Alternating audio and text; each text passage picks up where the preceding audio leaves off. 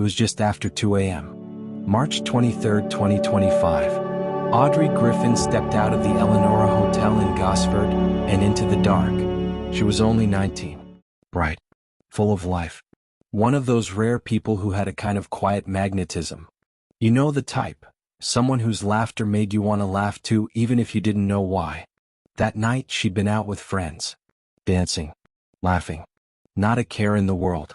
Maybe a little tired, maybe a little tipsy. But safe, surrounded by people she trusted. Until the night started to thin out. Until the bar lights got brighter and the music quieter. And she found herself alone on the sidewalk. She tried calling an Uber. No drivers. Maybe her app glitched. Maybe they were all busy. Maybe fate, cruel as it sometimes is, just let her down. So, she walked. Some say she was trying to hail a cab.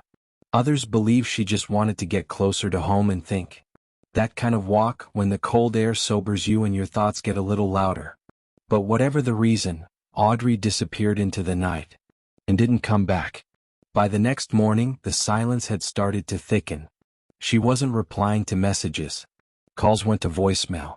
No posts. No check-ins. Nothing. By afternoon, her friends were calling each other, asking questions they didn't want to answer. Her mum, Kathleen, was already pacing, already knowing something felt wrong. That kind of wrong you can't explain to anyone, you just know. Then came the search. Phones pinged. Her last known location, somewhere near Erina Creek. Police arrived. And then, slowly, the world cracked open. First, they found her belongings. Her bag. Her phone. Scattered on the ground like afterthoughts. Then, they found her body. Partially submerged in the shallow, still water of the creek. At first, because it's always at first, they said maybe it was an accident. A misstep. She was walking alone after all. These things happen. But Audrey was a strong swimmer. Confident. Careful. Her mum didn't believe it for a second. And if you'd heard her speak at the vigil weeks later, you'd understand why. She said, "I know my daughter. I know what doesn't make sense. And this didn't make sense." And she was right. Weeks passed. Then the CCTV footage came in. Grainy. Blurry. But enough. Audrey. Walking. And behind her, a man. Just enough distance to not draw attention, but close enough that it wasn't random. His name? Adrian Torrance. 53. A man with a past. And not the kind you want to hear about. He'd followed her after she left the pub. That much was clear. And then, witnesses said they heard a scream. A high-pitched one. Around 3 a.m. Not a lot else. No one opened a window.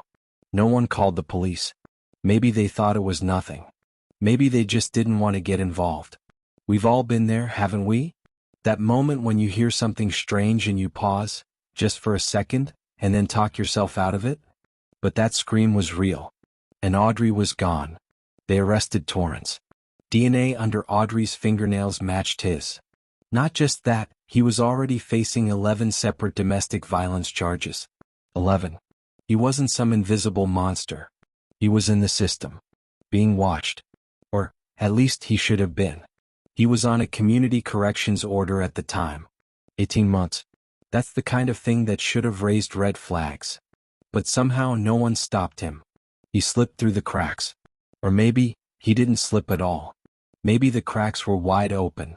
And then, before he could face trial, before Audrey's family could even look him in the eyes, he was gone too. Found dead in his prison cell. Suicide, they said. No signs of foul play. Case closed in a way. At least for the system. But not for Audrey's mum. Not for the friends who found her body. Not for the community that showed up in white at Terrigal Beach, holding candles and tears and too many what-ifs. Kathleen, her mum, stood there in front of them all. She didn't cry. At least not in front of the microphones. She said, "Audrey mattered. Don't let anyone forget that. My daughter is not a headline. She is not a cautionary tale. She is the kindest soul I've ever known. And she should be here." People nodded. Some held hands. Some just stared at the ocean like it could wash away the pain. But it didn't. Because here's the part that sticks in your throat. This shouldn't have happened. Torrance showed signs.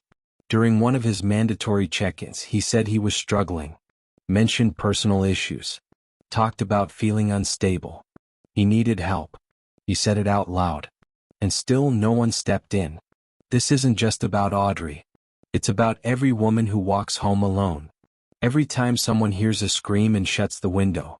Every man with a record who gets one more chance and another and another. It's about how silence can be deadly.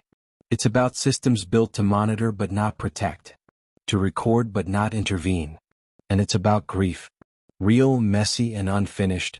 Audrey Griffin's story doesn't end with her body in a creek, or with her killer in a cell. It lives on in the people who loved her. In the way her mum refuses to stay quiet. In the way strangers now speak her name. There's a photo of Audrey that her best friend shared. It's blurry, taken mid-laugh, a bit out of focus. But her eyes are lit up. That's how they remember her. And maybe that's what we hold on to. Not the night she died, but the way she lived.